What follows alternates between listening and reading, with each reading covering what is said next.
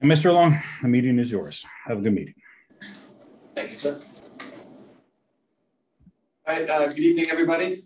First off, I just want to congratulate Nicole and Carrie for being re-elected to the school committee.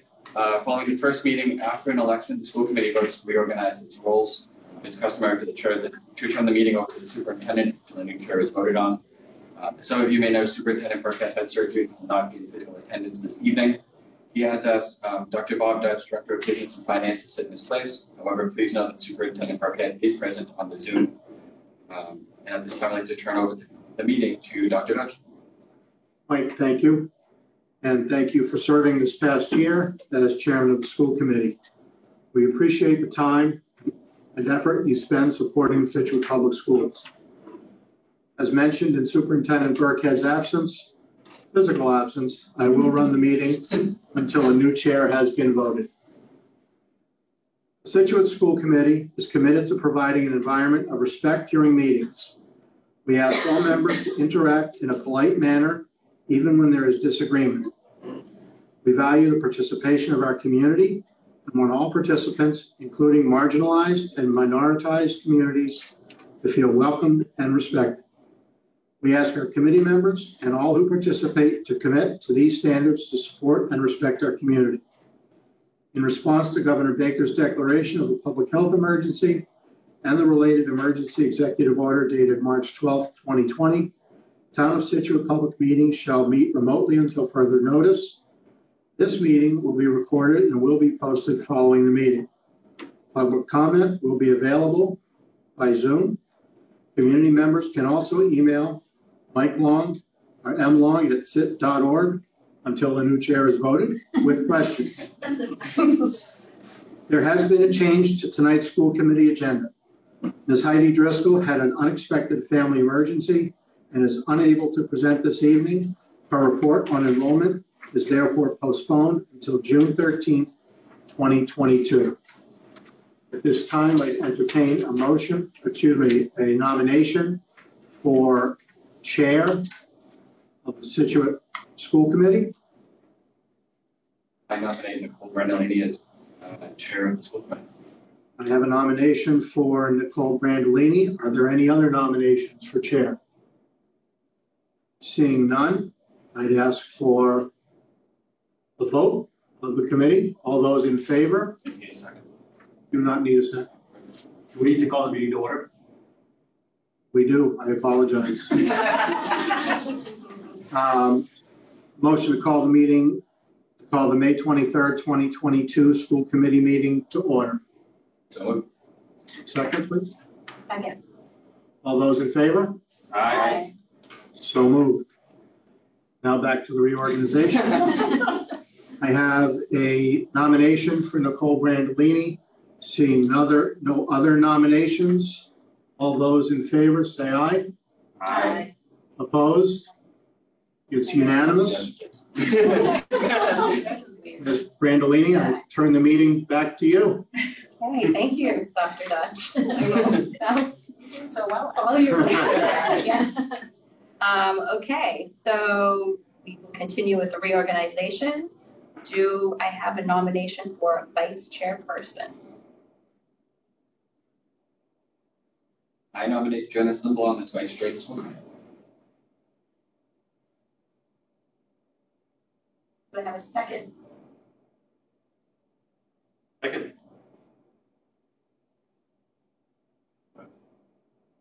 Everyone, all in favor? Aye. Do you have a nomination for secretary?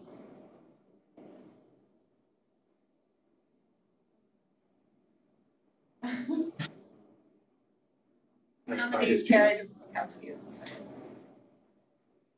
You have a second? Second. Okay, all in favor? Aye.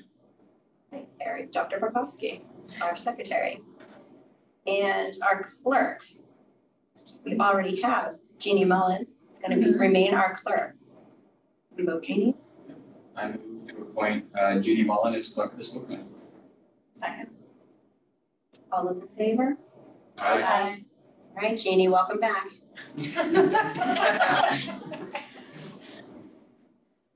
All right. So next on our agenda is, our warrants.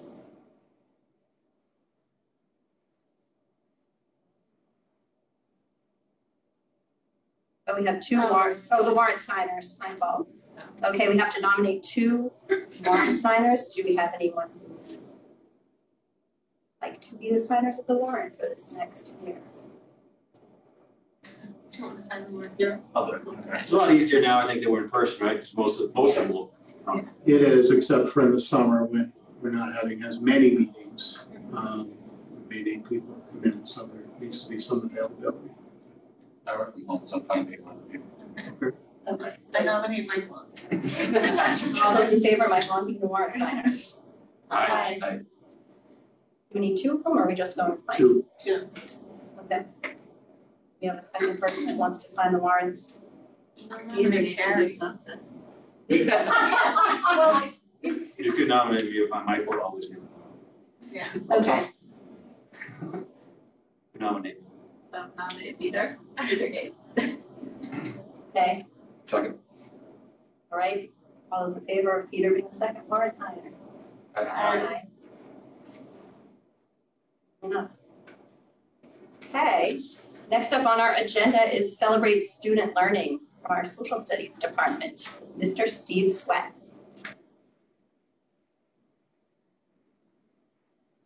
Good evening. Very happy to be here. Very happy. I'm a little nervous, but you guys are all helping me feel right. Don't worry, you're not the only one. It's a presentation that I put together for you, video. You're going to see teachers and students talking about how they learn in social studies.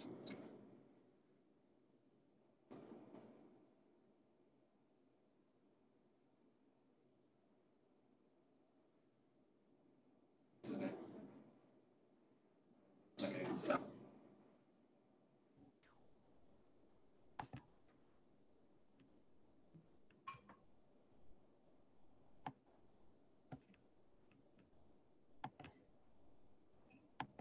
Social Studies Department Chair for grades 12.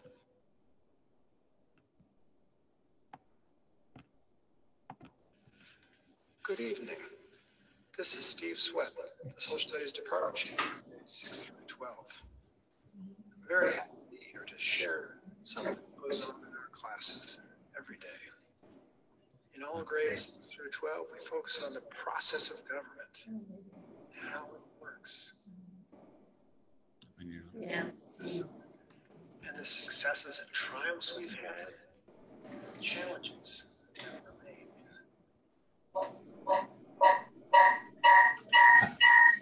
I'm sorry, Mr. Long, are you getting feedback in there? Yes? Yes. Okay. I'll tell you what, why don't we stop sharing and I'll, let me see what I can do.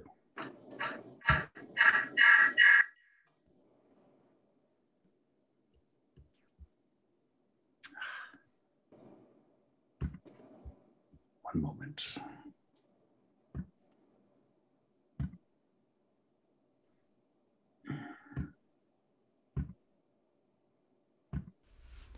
Good evening. This is Steve Sweat, the Social Studies Department Chair for grades 6 through 12. I'm very happy to be here to share some of what goes on in our classes every day. In all grades 6 through 12, we focus on the process of government and how it works, and why democracy is the best system, and the successes and triumphs we've had, and the challenges that remain. Also every day, we focus on differences and how together we are strong if we listen and understand. Listen now to teachers who explain what they're doing in class, and to students who will share some of their ideas and what they've learned.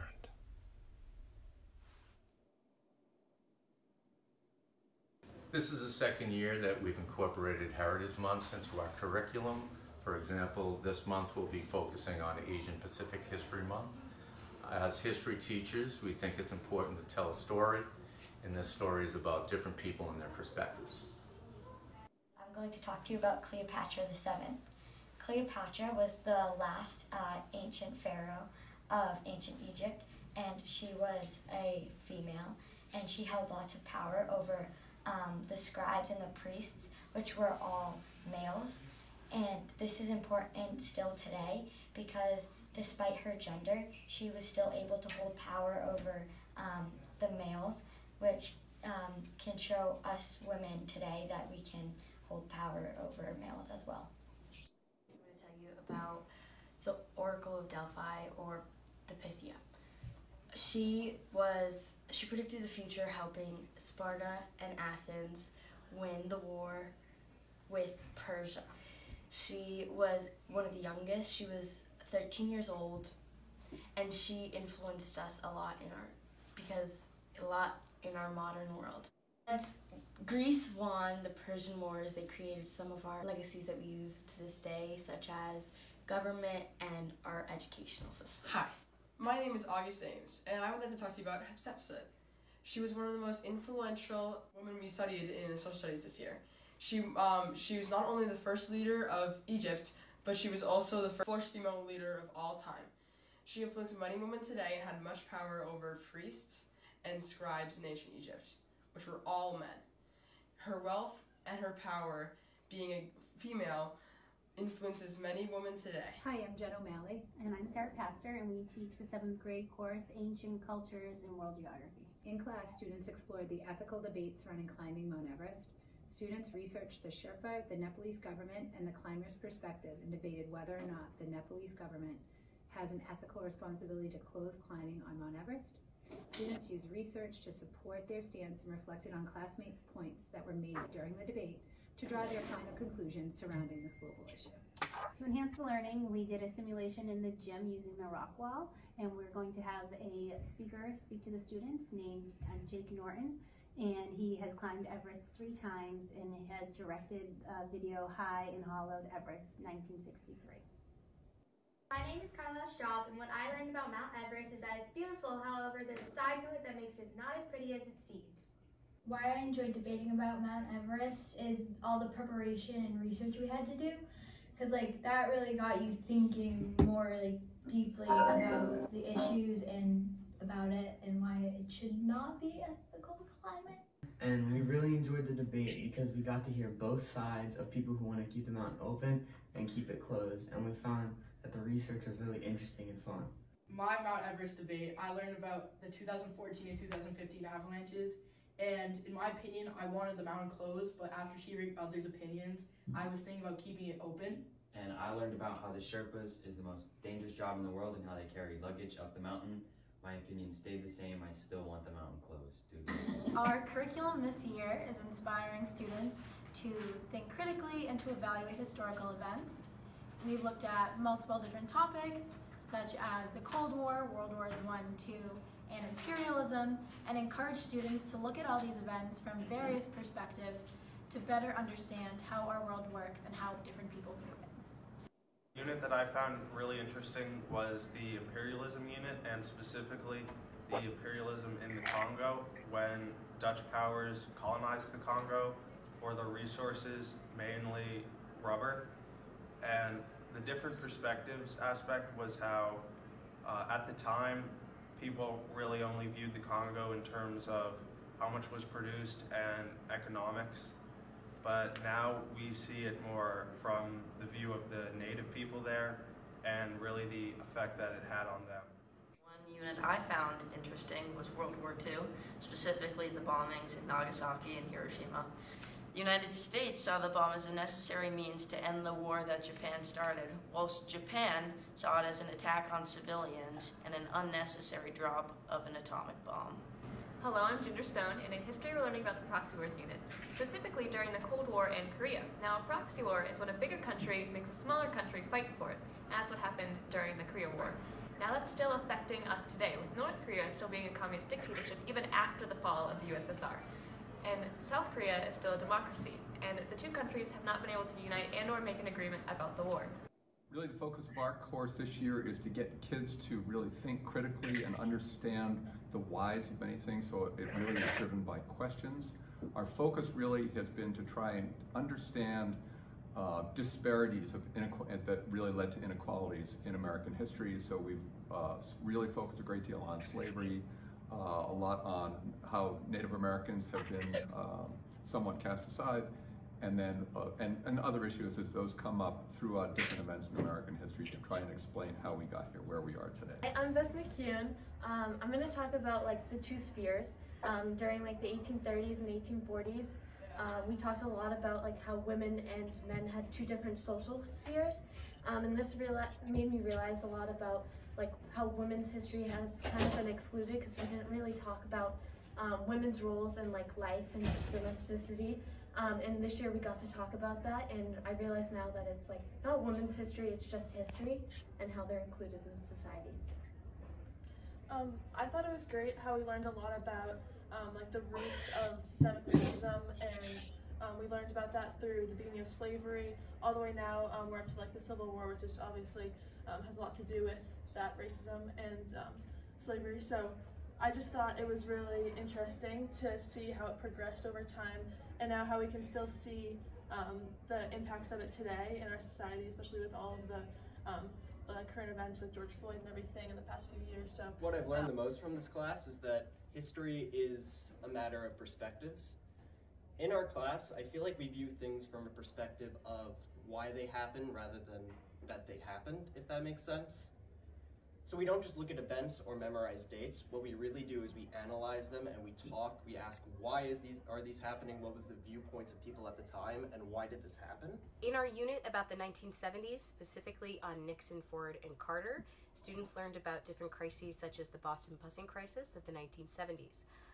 After learning about it, students were assigned a different civil rights organization in order to simulate a conversation about how to solve the problem. Each was assigned a different group. They worked together in partners in order to research and understand what their perspectives were. And then we discussed and tried to come up with a solution. Listen for what their group's decisions were and how they wanted to achieve the solution to the incident and how they felt about the simulation. I was assigned the group the Black Panthers, and with our research, we decided that we would push for monitored busing in order to integrate the schools. I was a member of the Student Nonviolent Coordinating Committee, and with our research, we decided that we wanted to push for peaceful protest in hopes of desegregating the Boston school system. I was a member of the Nation of Islam, and through our research, we found that we wanted further segregation for the benefit of Black people. I enjoyed that we got to hear everyone's perspective and learn what everyone thought. Before this unit, we've only really looked at racism in the South, and this unit kind of helped us put in perspective that even in the 1970s, racism was still a major issue everywhere in America. I found it very interesting, the different opinions of the Black community and how radical my group was. Simulations helped me push to participate in class. I think simulations help to force you to actually put yourself like in the shoes of somebody who like isn't you and take on another role in your character. I think simulations are very helpful to dive in and really understand the issue at hand.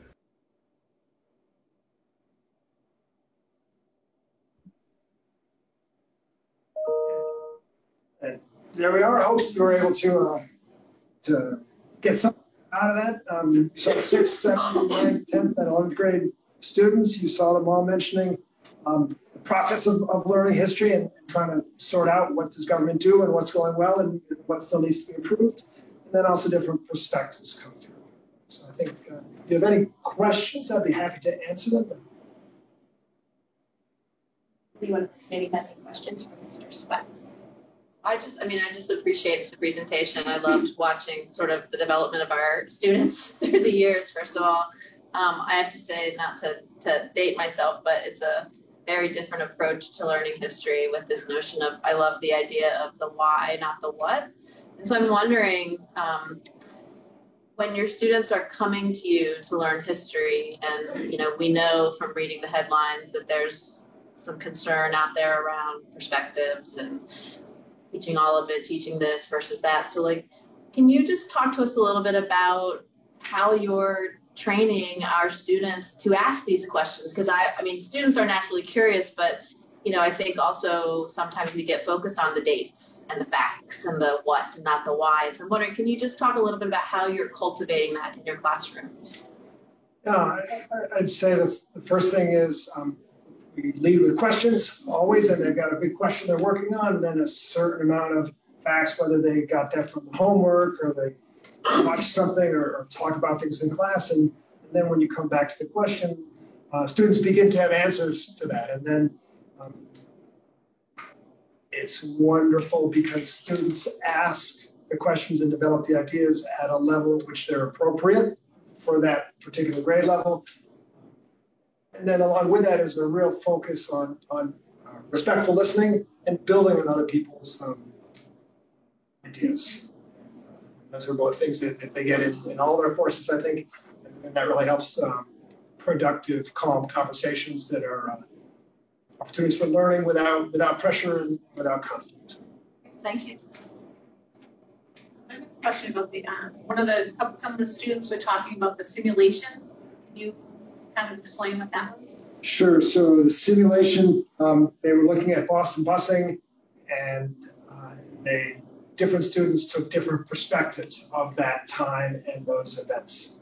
So one was Black Panthers, one was Student Nonviolent Coordinating Committee. I don't remember the others, but the students then play that role so they can have that conversation, which in some ways mirrors what went on at the time. It helps them understand the process of decision making in government. That makes sense. I guess I had a question.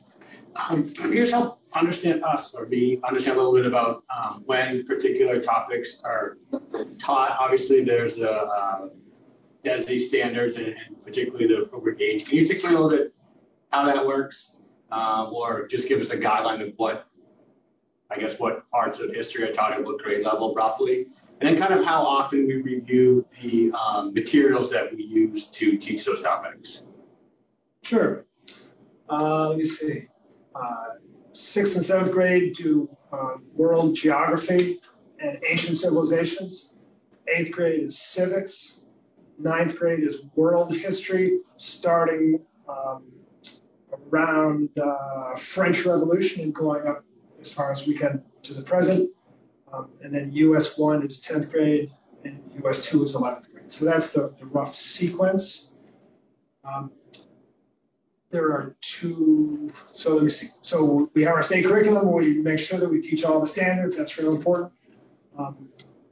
We also bring in current events when they are around a theme. So recently there's been so much with the war with Russia and Ukraine.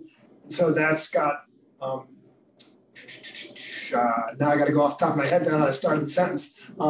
So as well as proxy wars, as well as having Russia thought that they were going to do quite well because of the raw materials that they had. They thought that oil and gas would win them support, which is similar to the South during the Civil War, who had cotton diplomacy. They thought because they had cotton that Great Britain and France would come in and join them. So we work current events in if it's sort of thematically connected so that students can think a little bit about current events while they're also learning history. We're constantly reviewing materials to make sure they're appropriate for students. Again, we I think regularly bring in things that are current issues because students are interested in that, and draw from a wide range of sources. Teachers really enjoy looking and finding different things, different primary sources, different articles, and use those going forward. I'm not sure if That's helpful. I think obviously, I don't know, with all the focus on our history and how it's taught, I just want to make sure that we regularly review the different texts that our students are using. I'm sure that there's a process for it. I don't need to know exactly. I just want to make sure we're not using a text from 1995, or at least that we have a process to review some of our materials, make sure that the most current will provide appropriate perspective. Yeah, that's a good question. The assistant superintendent is in the process of putting in a more clear process there and making sure that we follow it going through for year to year. Definitely, We have, a while ago, we moved a little bit away from textbooks in our classes with the belief that we could find things more interesting and engaging. We're now in some courses thinking about maybe we should go back because of the consistency of structure, which is going to help perhaps kids out with their reading skills and their note-taking skills. So we're always looking to see how we can improve. Great, thank you. Thank you, Mr. Sweat. I would agree that my son was very engaged by the Mount Everest debate. I heard it at home. He was not happy that his side did not win. But I think that reminded me of our presentation 2 weeks ago about just engaging the students differently in debate and analysis and how that's kind of how we drive learning forward. So I like that's being kind of, that whole process is being used throughout different subject matters. So that's great. Thank you. Thank you. Thank you very much. All right. Student advisors report. I do not see our student advisor today. I think she said her last hurrah speech was, which was lovely. Yeah. So until we get our new student advisors for the fall, we will move forward to State of Scituate High School presentation by Dr. McGuire.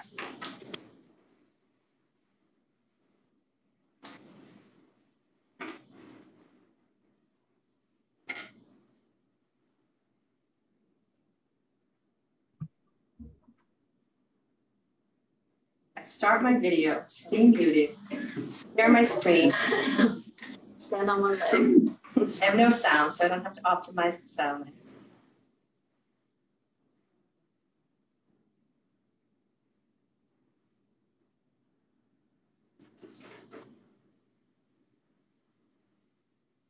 Thank you so much for having me to discuss the state of the Scituate High School tonight. Tonight's presentation is an overview of the work we're doing at Scituate High School. It's a collaborative effort among our students, parents, caregivers, faculty, staff, and administration to move our school forward. This is just a snapshot, hopefully, of some of the initiatives that you're familiar with, as well as some details on new endeavors we are pursuing to enhance the Scituate High School experience. I'd like to focus a minute on our core values. SAIL represents a growth mindset for all students and educators in the Scituate High School community. These shared values and beliefs are used to guide our community in academics, extracurricular activities, service opportunities, and our behavior and interactions with one another. As the Scituate High School community reflects on these core values, our 4 defining categories emerge. I'm going to explain what they mean to us. Serve. Service has lasting benefits for ourselves and others. Service to ourselves promotes happiness and balance. Service to others fosters empathy and acceptance. Service to our broader communities helps improve the world. Achieve. Achievement looks different for everyone. Achievement takes time and requires both successes and failures. Achievement happens with the support of others. Invest. Investing in your emotional and physical well-being promotes personal balance. Investing in relationships creates a support system. Investing in your community promotes a sense of belonging. And learn. Everyone can learn. Learning takes place through consistent and honest self-reflection. Learning helps us make sense of our place in the world, and learning about others helps us to be empathetic and inclusive. These core values drive our work, and I do believe we're all aware of the SPS pillars, which have been guideposts for us and our work this year. So we'll start with collaboration. First and foremost, our faculty has collaboration time to be able to work through matters of curriculum and instruction to support all students and troubleshoot issues as they arise. Staff has time to collaborate with one another, with administration, with students, and with parents and caregivers, and their work stretches across multiple content areas. Our project-based learning opportunities bring departments together, such as our ELA and Art Mythology project last semester, our annual ELA and History Junior Research Project, and the Freshman Interdisciplinary Biology Project. Based on the premise of relationships and rooted in the culture of collaboration, we have intentionally developed opportunities for student leaders to emerge and bring student voice to our school. The Principal's Advisory Council is comprised of about 25 upperclassmen who serve as student advocates, mentors, and leaders in the building. Last week we had a meeting and one of our Boston resident seniors spoke as an outgoing member of the PAC to incoming student leaders and focused on how building relationships with administrators has been important to her and to establish two-way communication, as well as another set of support systems for her. She stated that had she not participated, she never would have had this type of relationship with an administrator, never mind 3. I'm particularly proud of the student council work this year, who has worked tirelessly to develop positive school spirit, particularly in response to the hybrid learning model that isolated teenagers from the typical high school experience. Their work really resides in school culture, and we had many conversations about nurturing a sense of belonging and community for all students through inclusive and positive programming. They made great choices to bring together the school community, and I know this group is eager to collaborate further in the future. This theme of belonging and community has been furthered by our DEI work with students in particular. The LIT team, 1178 and Anti-Racism are 3 groups that have been collaborating and practicing lessons to read books to DEI, around DEI to elementary schools, creating videos to showcase to the school around diverse topics, creating college planning packets and outlines for resources, and looking for ways to expand their membership and leave a legacy to underclassmen through their work. The GSA has worked to support the LGBTQIA community through activities designed to broaden perspectives and build allies, while Allies Not Bystanders has worked with incoming freshmen to drive home that every one of us has a stake in creating a safe and welcoming environment for our community of learners. With regard to a culture of excellence, the Mass Insight Grant has helped us narrow our focus on access to and participation in advanced coursework. The newly formed AP Steering Committee has worked to clarify expectations around AP courses with faculty, students, and parents, and will continue this work into the fall. Students for the first time had access to real-time data by sitting through mock exams that were scored and returned to teachers to use as academic resources within their AP classes.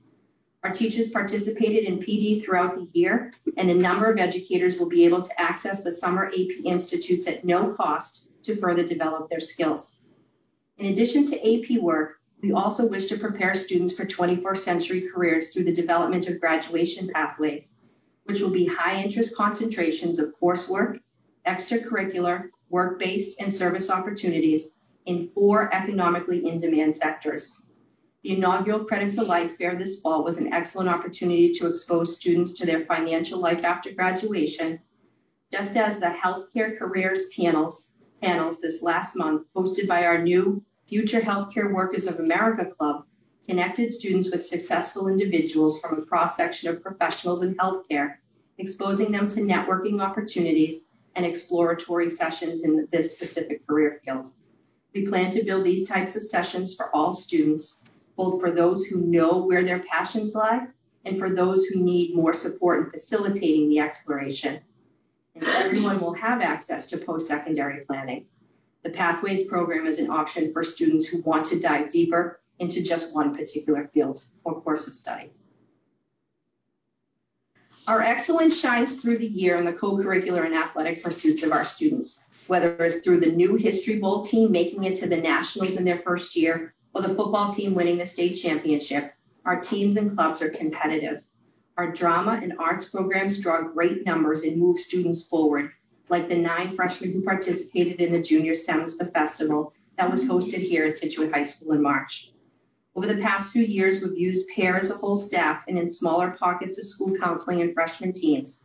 Based on feedback from staff, we will continue to utilize PAIR to enhance personalized supports directly impacting the social emotional health and performance of students in the classroom. Teachers are asking to dive deeper into PAIR, so we will work to create more opportunities for them to do so. Celebrations of excellence happen on a daily basis when teachers are responding to students in the classroom, or when, I don't know why I just did that.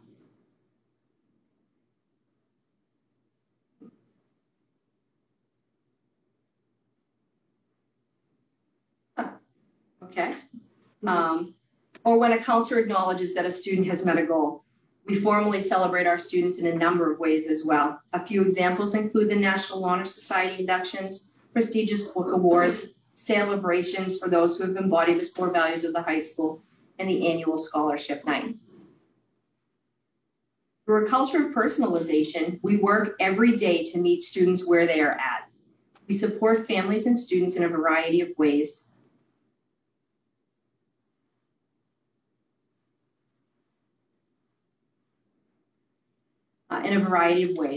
This year, we grew our academic mentoring program to further personalize for underclassmen separately from upperclassmen to help us tailor the work with teachers and students to goal set for those particular age groups and to remove obstacles to academic success.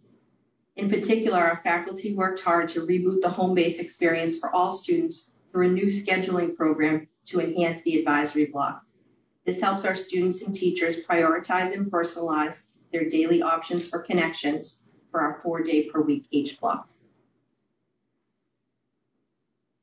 Our faculty prides itself on offering voice and choice through the curriculum. Student voice drives the course selection process and electives that are run based on the number of students interested in those courses.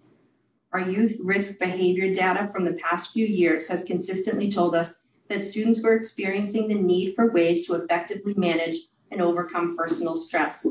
This is an example of how data helped drive the creation of a new health elective, stress management and personal wellness, which will in turn personalize the experience for students seeking assistance in this area. Finally, our students are encouraged to chart their course at Scituate High School. There's so many opportunities to personalize that experience in classes and in their co-curricular and athletic activities. There is a place for everyone, a class for each student to feel passionate about, and the countless clubs and activities for students to further explore in their time here. Personalization happens when adults seek to further students' holistic development and when they take sincere interest in students' lives, building those relationships and seeking to make those connections for and with students. We're excited to continue a lot of the work I just briefly described to you, such as the AP initiative, the growth of the Student Council, and the development of career pathways that allow us to partner with experts in the greater community to support our students' skill development as contributors to the workforce and to the citizenship of a complex society. We are ensuring that all students have access to financial literacy by 10th grade because we have heard our students, staff, and families communicate this as a need. We will continue to use data to make decisions for our students, like we did with the development of programs and courses like the stress management class. And finally, we encourage our staff to be problem solvers in areas of their interest and priority, and so they have chosen to continue working on resetting academic expectations post-pandemic and building strong student and staff culture that builds the excellence within Scituate High School. I hope this presentation has given you a closer look into the culture and daily activities that show that SAIL is well represented in our halls, in our classrooms, on the fields, around our building, and on our campus. I'm so proud to be doing this work alongside an amazing team we have at Scituate High School, and I'm excited about the future of SHS. More than happy to answer any questions. Thank you, Dr. McGuire. Anyone on the committee have any questions or comments? I have a couple. First of all, thank you. I think that was a really nice overview of all that you do, or not all that you do, but a lot of that you do. There's so much, we could be here for hours, right? I have one difficult question for you. I can start with a difficult one, or I can start with the easy one. Go for it. So as a principal of the high school, kind of, what's the one thing that keeps you up at night? Like, what do you worry about? What's the one thing that you worry about relative to being the principal of the high school? That's a pretty long list. Just one. Just one? It's that really, may not have been picked up in your presentation. It's the social emotional health and wellness of our students. It's finding the balance. It's being able to take the classes that you want to take, being able to know that it's not one college or nothing. There are so many options. There are so many pathways to your goal that we don't have to set ourselves up for all or nothing. And I think that mindset has grown during the pandemic with our students, that black or white, all or nothing. And we have to continue to show that flexibility, to show that it's okay It's okay to take a step back, to pause, to reflect, to seek balance. And that doesn't mean that we're not a great student, a great friend, a great child to their parents. Our students have a lot of pressure to be everything to everyone. And they are wonderful. But we are putting so much, I don't know who the we is, because it's not us at the high school. We talk about the balance. How many APs are too many? What if we're not going to college? Are we prepared for the next steps? Are we going to be a good citizen? Are we going to be a good human? It's the whole package. And if we deliver on some of that, we're doing our jobs. The numbers fall into place. We have experts delivering amazing curriculum content. It's about finding that balance for kids and helping families and community stakeholders to help support us in that endeavor. Well, thank you for that answer. I mean, I don't know what I was expecting you to say, but I think that now that in reacting to it, I'm glad that that's. And we can back that up with the number of students who are being tested for special education, the number of students who have mental health hospitalizations, the number of students who are just struggling and connecting with adults in our building, but they're also winning athletic championships, going, to Tech Week for the play and then putting on an amazing performance, even though half the cast maybe had COVID. They're doing all the things and they're doing them well, and it's really amazing. And so I want to make sure that we're doing right by every student. Good, thank you. One other question. First of all, I fully support you said that the students are looking for financial literacy by the end of grade, and I fully support that. And I know I participated in that last year, and I think I've always been a proponent and supporter of financial literacy. So I support all the efforts that go on there. Can you just comment a little bit about the graduation pathways? I know you mentioned it in your words, but can you just give, is it pathways specific to nursing and so on like that, or can it also be maybe things that are not, I guess, more vocational skills? Is there anything relative to that? There's both within that. So this started, there was a move to connect some work within high school to some of these areas of high growth for post-secondary. So these are high demand sectors put out by the Mass Higher Workforce Investment Board. So we started with that. Where are the jobs? Where are the jobs in Massachusetts? And then also looking at what do we do well and what are our students interested in? Because there are other areas here that maybe we're not as interested or aligned with, like manufacturing, that a community that has a rich history of manufacturing might latch onto. So we started with 4.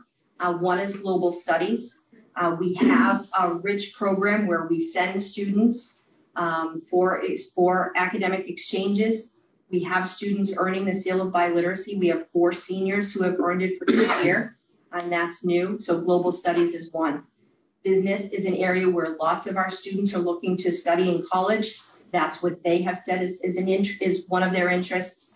We have the return of the internship program this year. We're looking towards partnerships, maybe something with dual enrollment in that area where we don't have an AP course in business.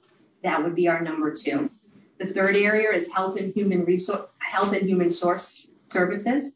That's our biomedical STEM. Again, our kids have told us that that's an interest. They've started the Future Healthcare Workers of America Club. We're looking at the courses and the experiences we can get them.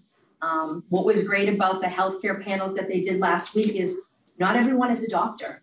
There are so many pathways in research, in supporting the medical field that we can expose our kids to that are 4-year paths, 2-year paths, post-high school. So there's something for everyone there, and we can plan under that healthcare. We know that's a booming business.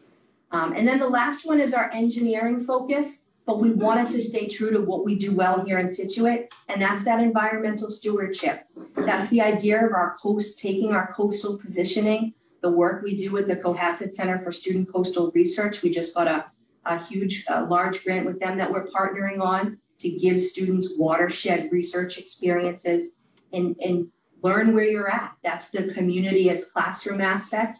but taking that engineering step further and being able to apply that and say, well, what's a problem in our community? How do we fix it? And how do we engineer the result to fix that? So they can practice that and work with professionals in our community. We're simultaneously developing 4 pathways.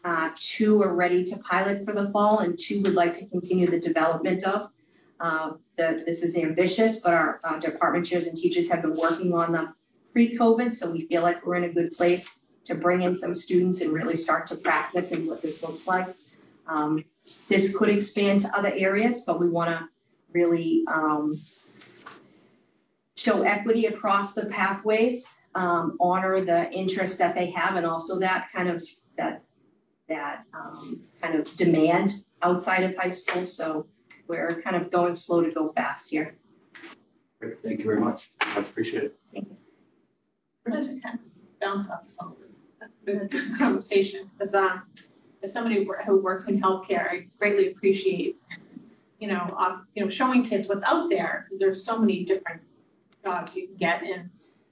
And you mentioned addressing some of the pressures that kids are under, and it is important that kids do well, but by whose standards? Because we're trying to make functioning members of society, but we also want to have happy, functional members of society. I think at some levels more important to me than what are they doing in their next after they leave Scituate. We want them to set them out in the world where they can succeed and also be happy with what they do. And if they don't, how many of us have not succeeded at some time? We want them to be able to have the grit and the resilience to pick up and try again, or say plan A didn't work, what is my plan B? And to be thinking that idea that it's not all or nothing, and that this is a fluid path. You get one shot at life, but you've got to give that shot your all, whatever it is. And to go after that and have the zest and passion, that's what we want to develop in things like that. I just had a couple of quick questions. I was curious, you mentioned in an early slide, Dr. McGuire, about the DEI efforts, and you had a list of the different clubs. I'm curious, are you noticing that it's different students across the different clubs, or is it the same group of students joining all of those clubs? There's a little bit of both, which is interesting. Okay. So I think that they have their unique, they all have their missions, they all have their membership. They're looking very kind of specifically at how do those overlap and where do they work together and where do they keep those separate. So because they're emerging as new organizations, they're looking to find and kind of vet that process. That's something that is on their agendas regularly, that they're looking at, that they're sharing, both the advisors as adults and the students. Great. So it's great conversations. They have individual meetings, and then they also come together for cross meetings. Great. The other thing I noticed in your presentation, and I know this has been part of the template, is how we're measuring success. And I noticed that some of the bullets were the outcomes, like data, and then others were categories that may be coming data. So I'm just wondering, at some point, like things like, you mentioned building awareness with the marketing campaign, but there wasn't any data on whether or not awareness was it increased? And so I'm just wondering if that... For example, with the APs. Yeah, so I'm just wondering, and then you mentioned parent-student meetings about APs. Will you, at the end of the year, be publishing that data for us to just take a look at? So the grant and the beauty of the grant is we have monthly coaching. And we've set up a 1-year and a 2-year plan of a 3-year grant. Okay. So we have started and initiated our planning. The next part of that is to start to look at the data, to respond to that data, and then to make our plan for the 3rd year. So we will absolutely report out on some of that. And I think that what's great about having those 3 years is that we can do that, adjust a little bit. They're also giving us a framework to be able to do that on our own. Got it. Yeah, I just think, I don't know about my colleagues, but for me, these presentations are so helpful. I don't know if adding a column, not to add more work, but having not just the category of measurement, but then the data itself would be super helpful, because obviously that helps with the sort of decisions and next steps. What is also interesting, stay tuned, this is kind of like a commercial here, is in the June 13th, we'll be presenting a little bit of our school improvement plans. Right. And I think those outcome and data points are also recognized there. Perfect. So I think I know the AP initiative, for example, is one of the goals of the school improvement plan. Thank you. I've got a couple of quick questions, but thank you for the presentation tonight. I know in the past, Ms. Rundle has talked about building up that alumni group. Is that something that we see being brought into the successes that you had, or is that something you're able to include as part of this presentation? Absolutely, both. So I think that we're looking at building the data and building the network.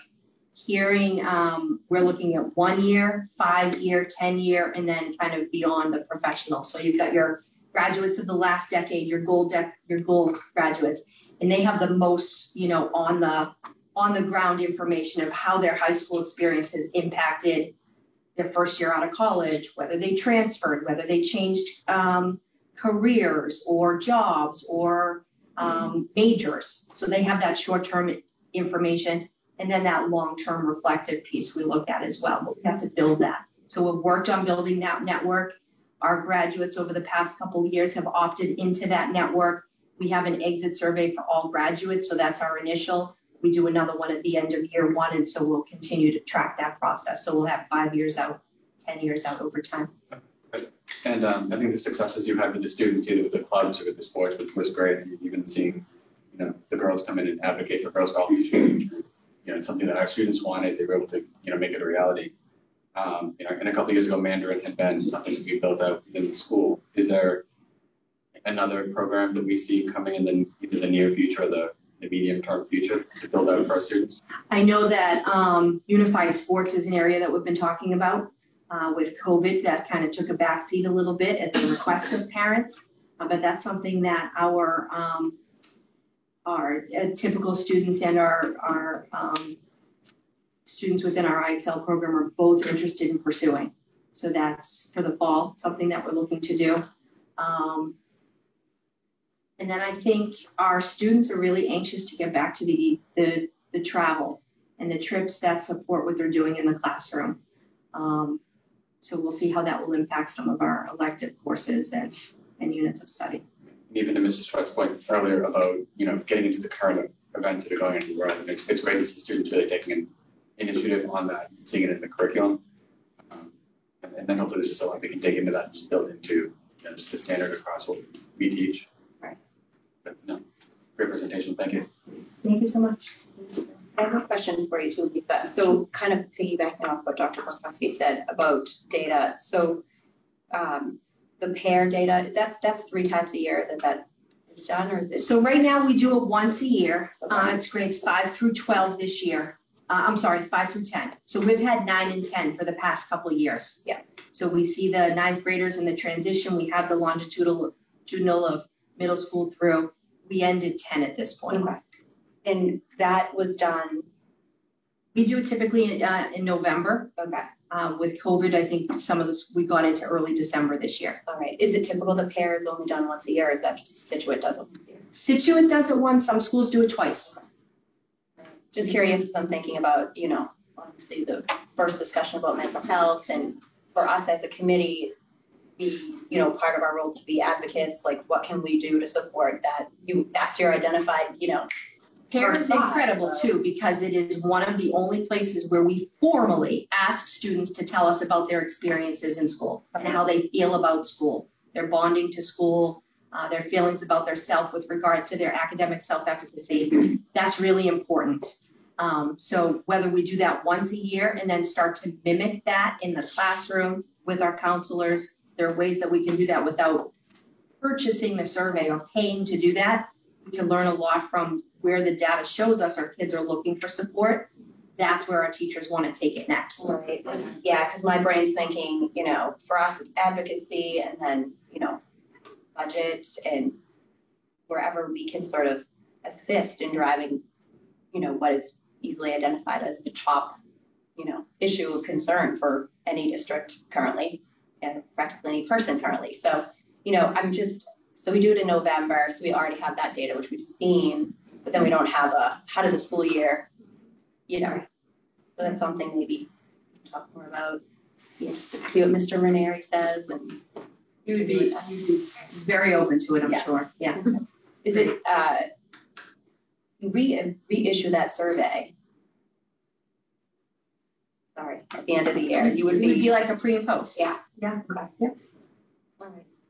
Well, thank you so much, Dr. McGuire. Thank you so much. I have one kind of silly question though. I don't know if you can provide any background. I talked to Dr. Twistis, I think a couple of weeks ago. When we walk outside this building, the panels are green. Do you have any idea why they're green? No, there must have been a fire sale on that green. It's bleached blue. No, it's green. Some of them are It's like Duxbury green, and half of them are green and half of them are blue. I'm just, before I'm done with the school committee, I am getting to be blue sometime. We are very interested in supporting that goal. And I know that Shore is as well.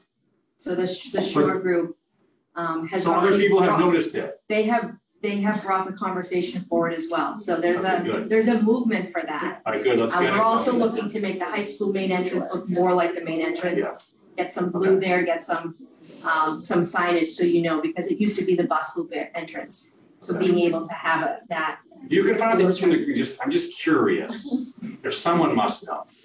Do my homework. When you paint it blue, you'll find out what the history was. Thank you all. Thanks for your time. All right, so before we get to our next new business item, I just wanted to let everybody know who may not have joined initially at 6 p.m. that Assistant Superintendent Heidi Driscoll is not able to join us tonight. She had a family emergency. So if that changes, anybody virtually or in person, I don't want your, if you're waiting for her presentation, it's being postponed till June 13th. I just want to be cognizant of people's time and schedules. That said, we will move on to new business, which our item is school choice. Mr. Burkhead's going to speak to that. Yes, thank you, Dr. Dutch. Good evening. Can everybody hear me okay? Yes. First of all, I'd like to congratulate Dr. Bukowski and newly elected Chairwoman Brandolini for extending their term for 3 years, and congratulations. Also want to give a shout out to Mr. Taft and Ms. Kramer for having the courage to run. I know for all of you, it's a pretty intense experience, and having the commitment to do that is appreciated. So thank you. Next, I want to thank Dr. Dutch. When I first put my screen on tonight and looked across and saw the picture where I usually am, I said, man, I got better looking. But it was Dr. Dutch. So besides running a quarter of the meeting without calling the meeting to order, I think you did pretty good, Dr. Dutch. Clearly surgery has affected your eyesight. So, and just on that note, I wish I could be there. And, again, another, I think a gift that Zoom brings, and the, our ability to offer a hybrid opportunity for those of you that are unaware, many years of football and probably running too much when I should not have had led me to get a hip replacement surgery recently, and recovering and doing well, improving every day. So I'll be back in person in no time, but I'm happy to be here virtually this evening. And the topic I'd like to talk about is school choice. Each year by June 1st, we have to make a decision, or the committee has to make a decision on whether to allow or not to allow school choice. Let me just define, if I could, school choice. It's a program that allows parents to send their children to schools and communities other than their own city or town in which they reside. Tuition is paid by the sending district to the receiving district, which is approximately, I think, $5,000. The school committee obviously may vote to not participate in school choice, and that's the question, again, on the table for the committee tonight. So I wanted to just give some supporting data on this, and then in my perspective, and then turn it over to the committee to answer any questions that they may have and to vote. So like a lot of things we do, we look at comparables. What are the towns around us doing, and what's our history been, things like that. So in researching what other towns are doing, 0 of the surrounding towns that are connected or around Situate participate in school choice and have voted no on this, including Abington, Braintree, Cohasset, Duxbury, Hanover, Hingham, Hull, Marshfield, Norwell, Pembroke, and Weymouth. So no schools in our surrounding towns have a school choice program. Also, what my experience has been is that this increases class size, obviously, or the number of kids coming into your district, although you could limit it to a grade or a class. Once you allow that opening, you are to accept additional students. And typically, the amount of the cost for students, educating a student is a lot more than $5,000. It's I know some people have thought of this as a moneymaker. I really, in my history on the Cape, in which all schools are school choice, I think I've only known of one school that actually made money. I know we didn't, wasn't a moneymaker for us, and not the reason we didn't participate. We did participate in Monomoy. So again, we also know that individual students come at different costs. Not every student costs exactly the same depending on their needs. So that's an example. So as a revenue source, I don't think it's a good investment for us. That's one line of thinking. Also, again, if it was a productive policy, I'm sure that at least one of the surrounding towns would have done it. Historically, Scituate has not participated in school choice, so that's our own history. So with all that information, I would recommend that the committee vote no to school choice for the FY21, 21-22 school year. Thank you, Superintendent Burkett. Any other discussion by the committee before we vote?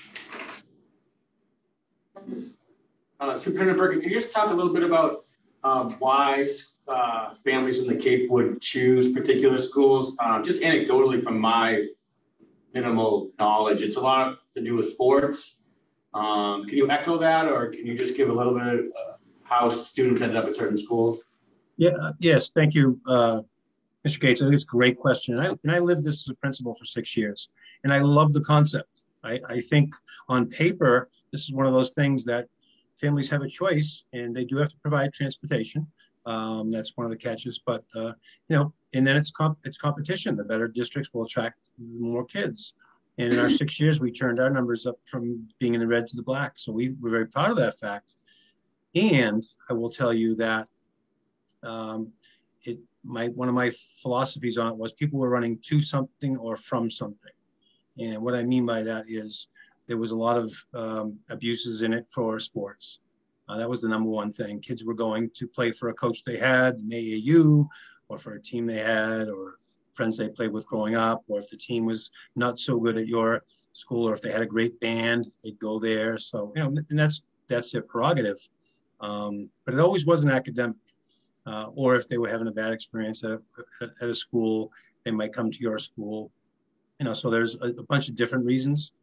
But it always wasn't, for the academic experience of a school. And again, it wasn't a moneymaker by any means. And so I was never a big fan of it, actually, how it worked out practically. Again, on paper, it looks and sounds good. But I don't know a principal that I work with on the Cape that wanted it or appreciated it.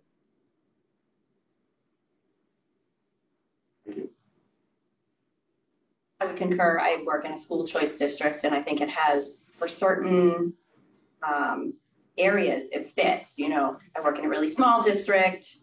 Bringing in more students from surrounding larger towns is a nice fit for some of them, but it doesn't, it has to be the right fit, I think, and it definitely isn't a moneymaker. I would agree with that. Any other comments or questions before we go? Okay, I'll entertain a motion on school choice. I'll make a motion to not approve school choice for the upcoming 2022-2023 school year. Second. Okay, all those in favor? Aye. Great, thank you. All right, so as we said, our leadership report will be postponed for tonight until June 13th, 2022. It is now public comment, however, and why don't we start with virtual?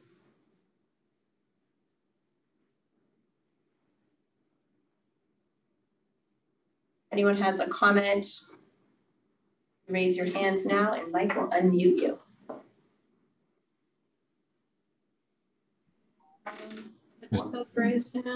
Mr. Long, you see the Tibbetts.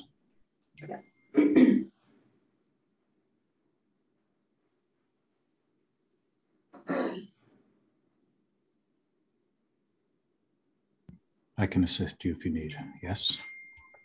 Sorry, it's not showing up seven hand raised. That's okay. I'll help you here. Mr. and Mrs. Tibbetts, you should be able to unmute yourself. You can just identify yourself along with your address. Thank you.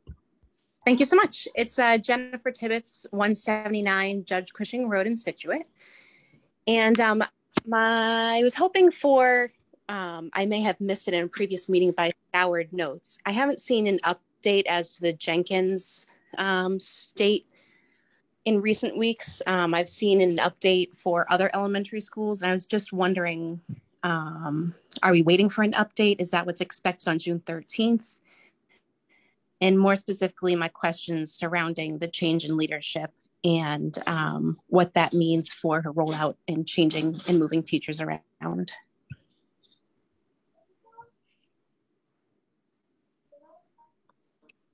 Does that need clarification? No, okay.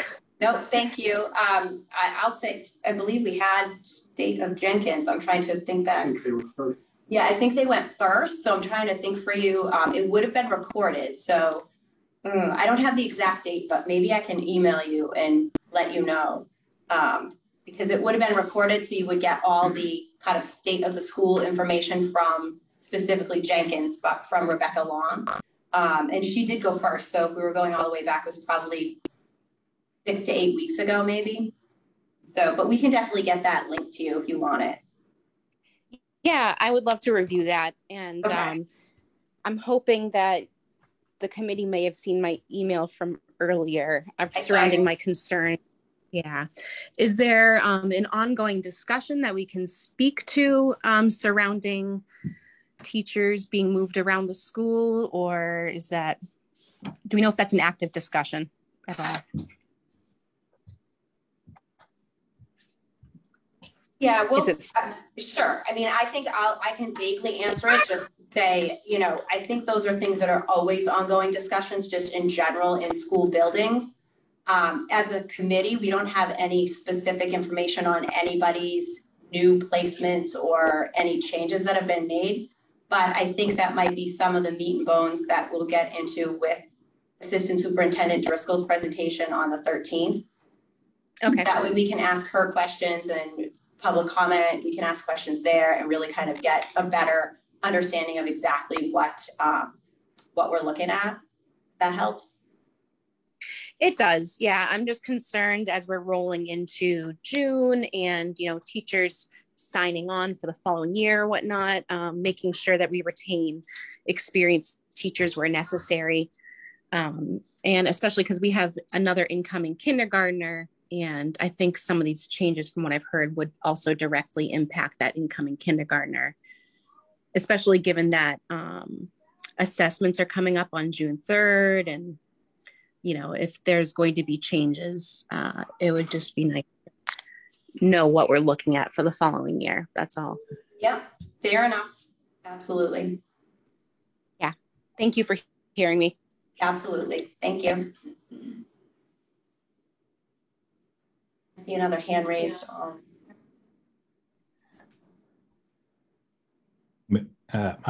help you out here.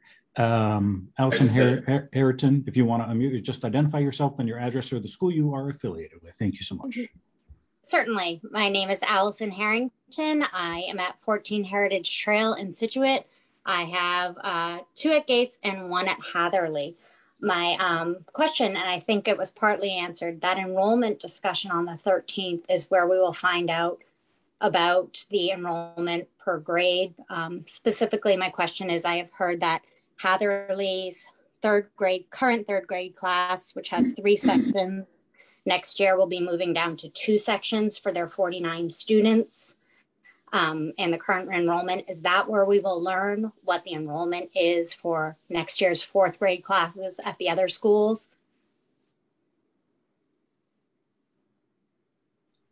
Yes, so I would say from what we know right now, what we'll get is a snapshot of what it would currently look like. So, you know, as far as we know, currently nothing's set in stone on anything, just because, you know, there's that natural, you know, people can move into town, people can move out, people can make family decisions to bring kids back to SBS or to go to, you know, any other mode of education. So, and it is best practices that we always do go through these enrollment discussions. I want to say even, you know, pre-COVID, you know, we did them, we got kind of what, maybe early or something like that. So just to see like, oh, okay, kindergarten, once it's kindergarten enrollment time, we get kind of a glimpse at what the numbers were looking like. It's really hard to predict, but it's good to get those updates so that we have an idea. And I think we'll get significantly more information that's accurate and up to date from Heidi Driscoll when she gives her report on the 13th. And with that report on the 13th, I think it's similar to the person who just spoke. Will there still be time for action to be taken if it is determined that there is the potential for the class to be very large, especially if there are move-ins? Or does teacher kind of assignments for contracts for next year, is that already sort of solidified in terms of numbers and budget? I would say no, but yeah, everything's still open. Okay. All right. So it's a stay tuned for the 13th. Yeah. Sorry about that. Thank you. That's it.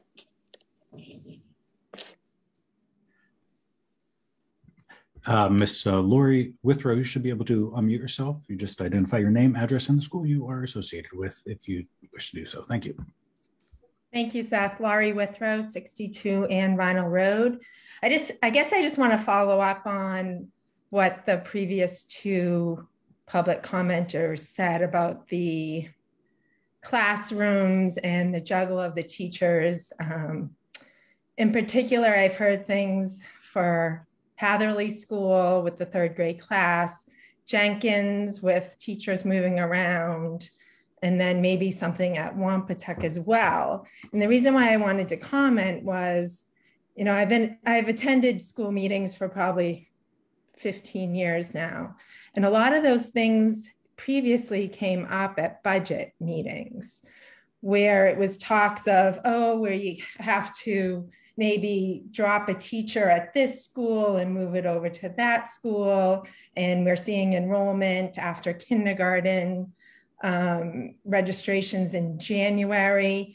So at the end of May, hearing this and really feeling for some of the teachers that I've, you know, maybe they're being affected of getting more students in the classroom next year, or parents really feeling some angst of what's happening to my youngster who over the past couple of years has already had a hard time with COVID and academics, and they're already behind maybe in some areas, is that I see some stress for some, maybe for definitely for parents and maybe some teachers of things that are going on. And I guess it's the unknown, is that there really has not been, it's more hearsay going around and people are just worried. So now we thought maybe we would hear it tonight with Ms. Driscoll, and then that's being moved for another couple of weeks.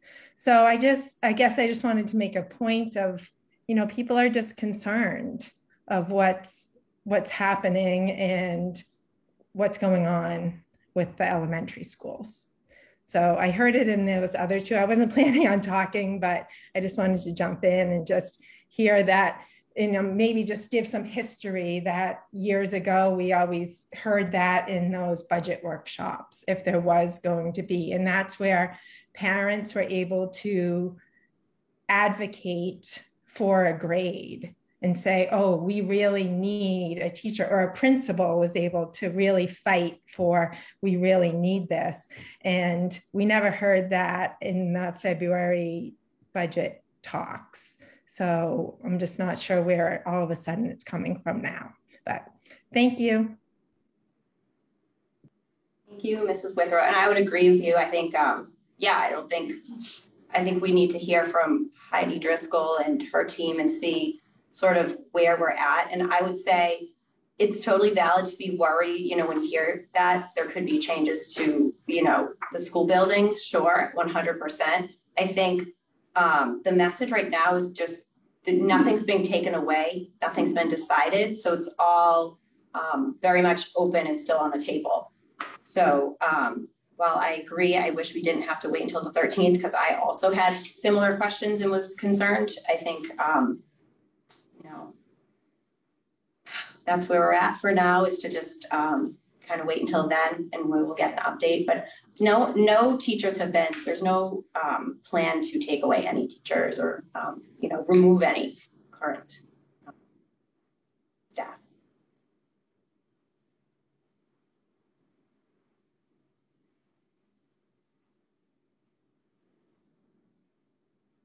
And Ms. Brindolini, you do not have any other hands raised virtually. Thank you. Yes.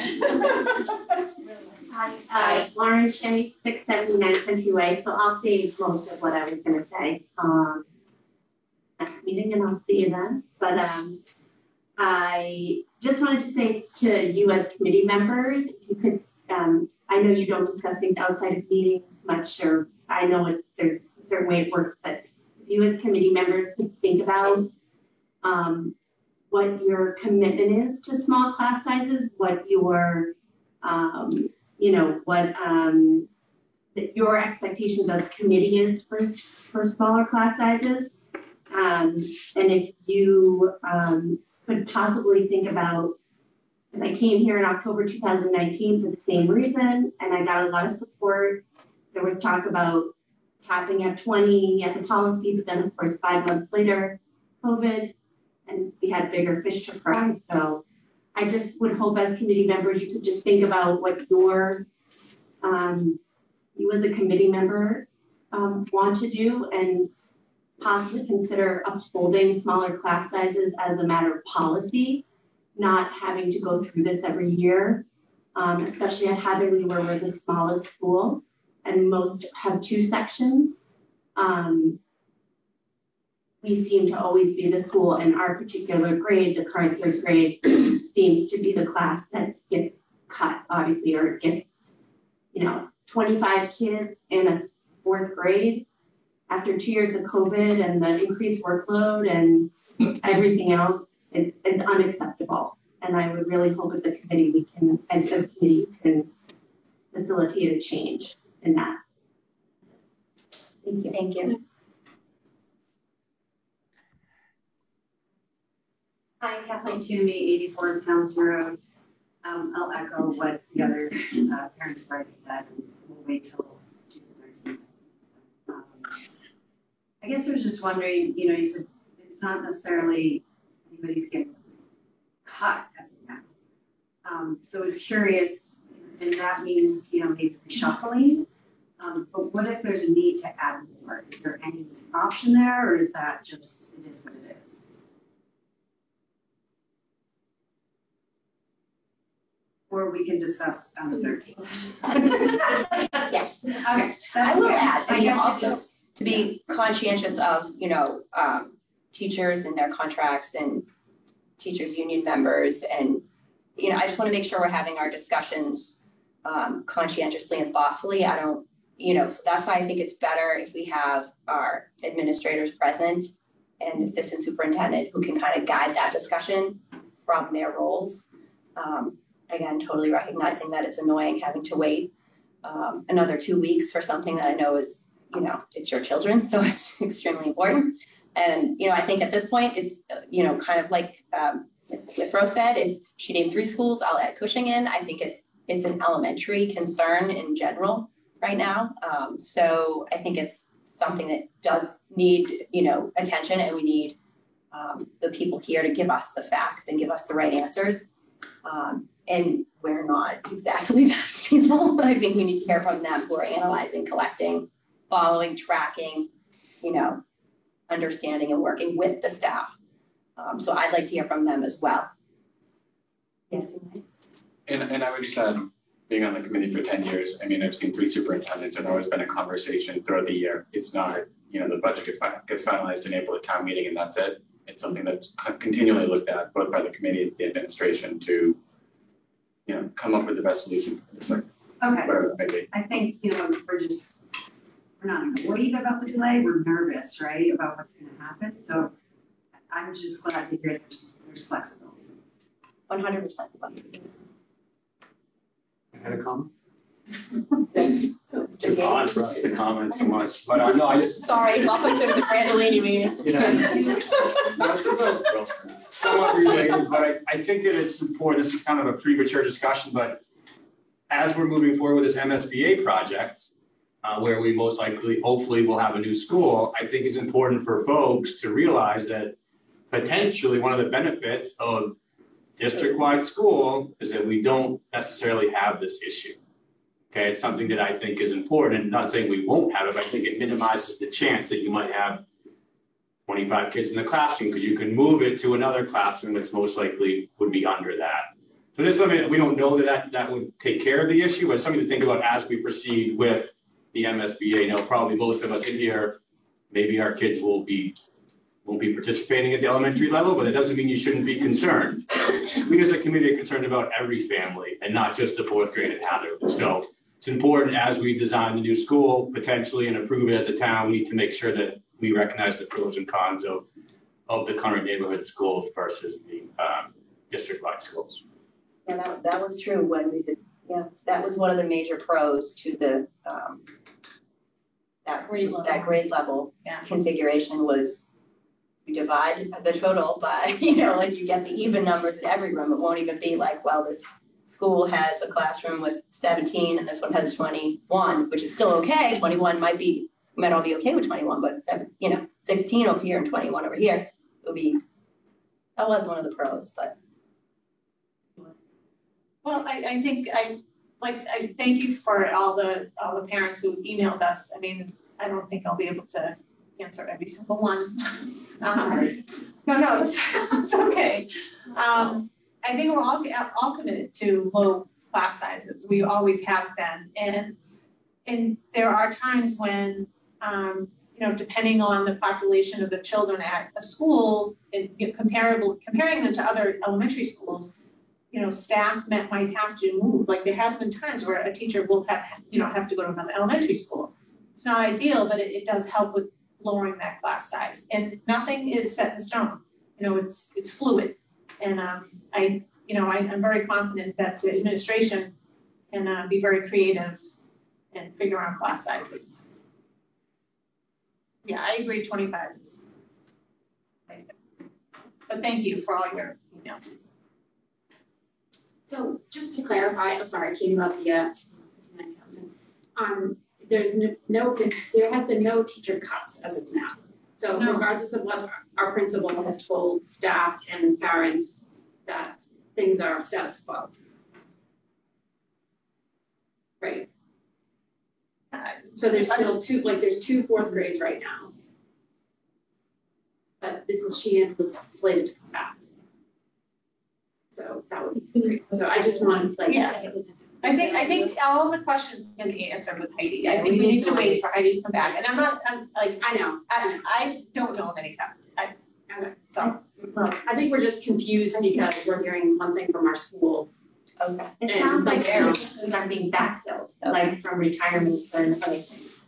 So no one's being laid off, but there's from what I know personally, at least 2 positions are not being backfilled. Right. But I could be wrong because we haven't. Yeah, I mean, we're not privy to all that. I know. But we are absolutely going to get an update from Assistant Superintendent Driscoll on the 13th. Wish it could have been today, but it wasn't. So, but is there anything else we can do in the meantime as concerning parents? No, I think I don't want to speak for you, but I think you've done the advocacy part is definitely, you know, your concerns have been heard. I think administration is on top of it. You know, I guess the question that you had would be one for me is like, okay, where are all these, you know, theories of what's going to happen coming from? So that's what I'd like to know more about. I'd like to get my information from administration in terms of staffing. So if it's kind of coming through parents, that concerns me about a breakdown somewhere in the chain. So hopefully we can get that clarified for all of us by June 13th, and then hear from Ms. Driscoll on exactly what the current state of business is at all the elementaries. Yes. I'm just gonna say, if I could ask anything of parents is, if we've built up any trust with our community over the past year or whatever. For me, it's only been 9 or 10 months, but if I've built up that trust, I'm asking that while the next 2 weeks are challenging to wait, because I'm also a parent at Hatherley and I understand that you trust that we are hearing you, that as Janice said, we are reading every single email that comes in, even if we're not responding to all of those emails. We are asking very hard questions of our school leadership, and I'm going to say demanding answers, because each one of the school committee members cares deeply about the experience of each student. And so I would just ask that you give us that trust for a couple of weeks and know that we are keeping our eye on this and looking forward to hearing Ms. Driscoll's report. And we were equally disappointed that she couldn't be here, but clearly there was a family emergency that could not be avoided. So I think the only other thing I would add to it is if people do have questions, you know, don't go right into Facebook, you know, send them to the school committee. I know you're not saying it, but, you know, send emails to the school committee with those questions to the administration and make sure that that gets to the right people ahead of the meeting on the 13th. I'm not promising every question will be answered, but at least, you know, there's some strong themes coming out of the emails we received. Now it's, you know, making sure either we ask those questions because we hear it coming from a parent, or it goes directly to the administration. Do we have any more virtual answers? There is one. Ms. Brandolini, we do. Carrie's phone, you should be able to unmute yourself. Just identify your name and address and or school you're associated with. Hi, my name is Carrie Mason. I live at 11 Sherman Drive, and I have 2 kids at Hatherley. And I know that you know, it has everything to do with what we've been discussing.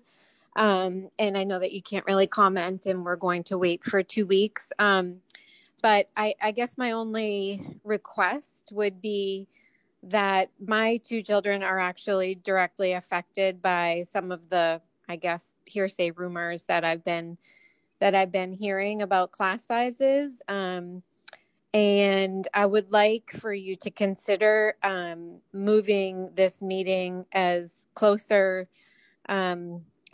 possible. You know, I know that it's June 13th, but however, this is the end of the school year and we're just hearing about this, and which leaves parents really no options. For myself, I have a child, going to be 4th grader that is on an IEP, and another child that is in the PLC. And so the class size is absolutely detrimental to their learning. And had I known that there was a risk of their class size being larger, I would have definitely come up with some type of a backup plan, or I would have considered it. I would have investigated it.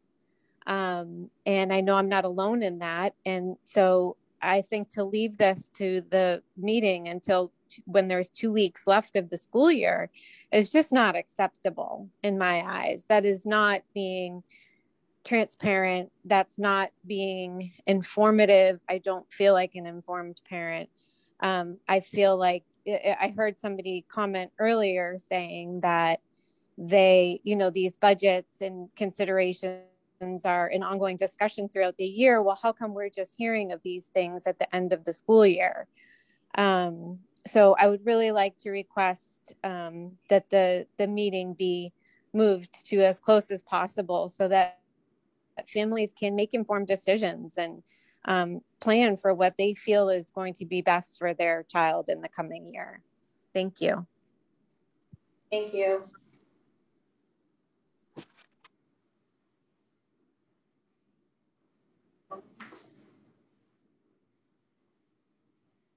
One more. Hi, I'm Susan Slishman. I'm a teacher at Cushing School. I'm to read this. I have made a formal request in accordance to Massachusetts Public Records Law for the meeting minutes that detail the decision to withdraw the early separation incentive that was offered to Situate school staff. I've also requested to review the supporting documentation that supported this decision, i.e. actual number of staff that have submitted their applications for retirement to close the school year, the number that was in the superintendent's head that would be needed to proceed, and how the school committee voted on this motion to withdraw the offer.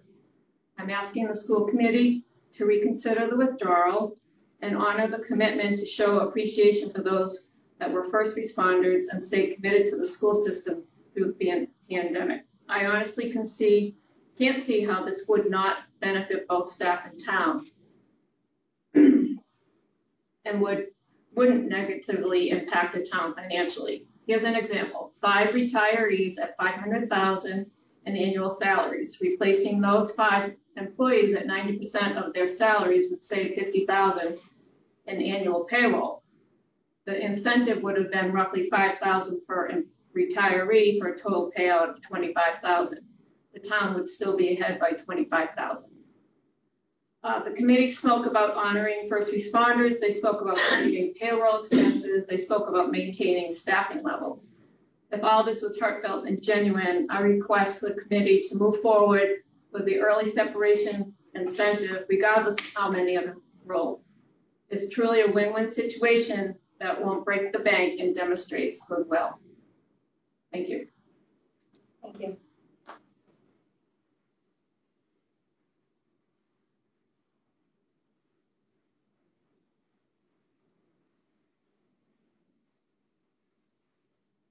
Right. We will do approval of our minutes. Do you have any questions about those changes? Okay, I'll entertain a motion to approve those minutes. Move to approve the May 9th, 2022 school committee. Second. All in favor? Aye. Warrants. There is one warrant.